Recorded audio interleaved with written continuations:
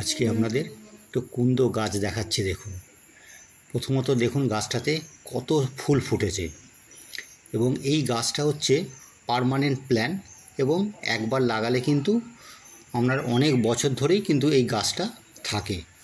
আর এই গাছটা আপনার টবেতেও লাগানো যায়, প্লাস গাছটা একটু লতানের টাইপেরও হয়। সেই হিসাবে আপনি কোনো বাড়ির কোনো জায়গাতে আপনার কোনো গেটে ব্যালকনিতেও কিন্তু আপনি এটা অনায়াসে কিন্তু লাগাতে পারেন।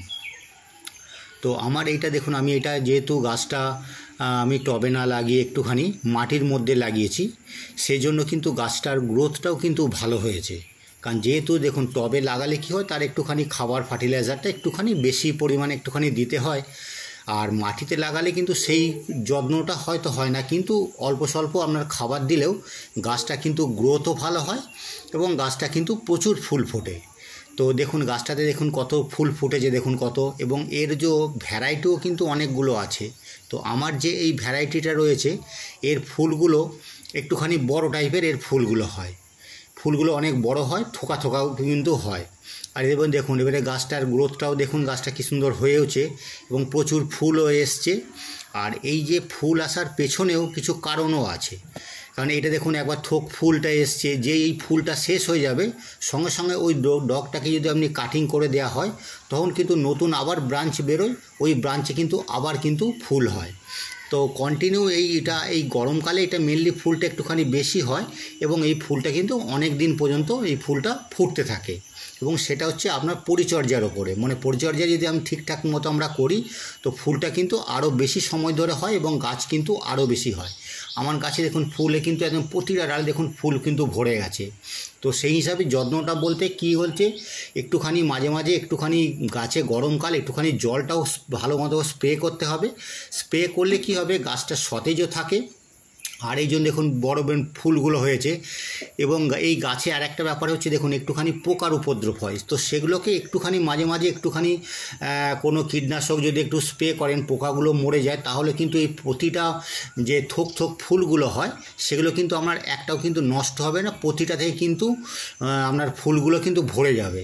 এবং শুকনো যে ফুলগুলো রয়েছে সেগুলো দেখো আপনি হাতে করে একটুখানি বার করে ফেলে দিলেন সময় থাকলে, তাহলে কি হয়, আপনার ওই ফুলটার জন্য অন্য ফুলগুলো কিন্তু কোনো রকম ড্যামেজ হয় না, সেই ফুলগুলো কিন্তু আপনার আর কিন্তু সুন্দরভাবে ফুটতে থাকে।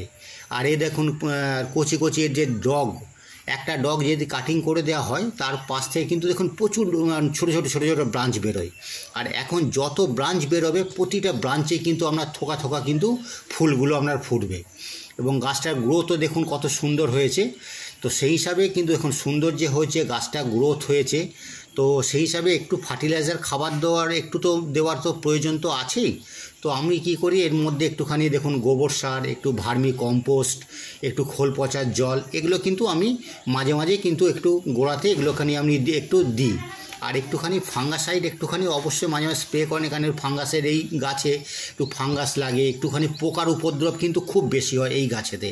সেই সবে এগুলোকে কিন্তু দেখে দেখে আপনাকে কিন্তু সেই ট্রিটমেন্টটা কিন্তু করতে হবে, করলে কিন্তু আপনার দেখবেন গাছের গ্রোথ ভালো থাকবে। দেখুন ছোটো ছোটো কীরকম দেখুন লম্বা কুঁড়িগুলো এসছে, ফুলের সাইজ দেখুন কত সুন্দর।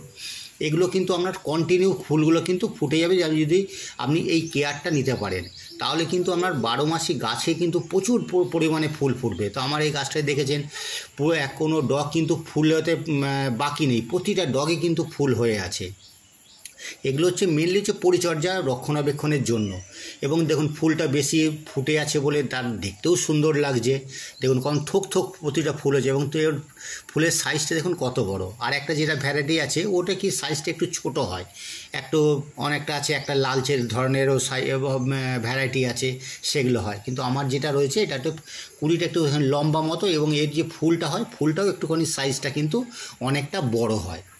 এবং দেখুন এই পরিচর্যাটা দেখে বললাম, এবারে মাঝে মাঝে গরমকালে দেখুন এই ফুলটা দেখুন শুকিয়ে গেছে, তো শুকনো ফুলগুলোও কিন্তু আমরা এখান থেকে বার করে কিন্তু ফেলে দেবো। ফেলে দিলে কি হয়, আপনার এই বাকি যে ফুলগুলো থাকবে সেগুলো কিন্তু নষ্ট হবে না বা পোকার উপদ্রব হবে না, তাহলে কিন্তু আপনার গাছটা ভালো থাকবে, নতুন ব্রাঞ্চ বেরোবে। যত নতুন ব্রাঞ্চ বেরোবে তত কিন্তু আপনার নতুন নতুন কিন্তু আপনার কিন্তু ফুলটা কিন্তু আর হতে থাকবে। দেখুন কেমন থোক ফুলটা হয়েছে, দেখুন এইভাবে যদি আপনিরা পরিচর্যা করেন, দেখুন এইরকমভাবে কিন্তু প্রচুর কিন্তু ফুল পাবেন। আর একটা ব্যাপার হচ্ছে দেখুন, এই যে গাছটা হয়েছে এর মাটির সে তলা থেকে ছোটো ছোটো কিন্তু ডাল গাছ বেরোয়, তো সেগুলোও যদি তুলে আপনি কোনো জায়গায় টবে বা কোনো জায়গায় লাগান, সেখান থেকেও কিন্তু আপনার নতুন গাছ কিন্তু আপনার তৈরি হবে।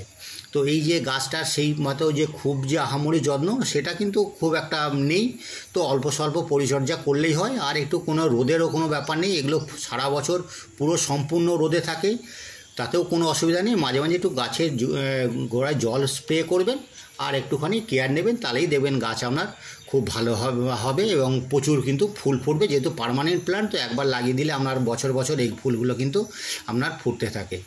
তো ভিডিওটা কেমন লাগলো অবশ্যই একটু কমেন্ট করে জানাবেন, আর ভালো লাগলে একটু অবশ্যই সাবস্ক্রাইব করবেন।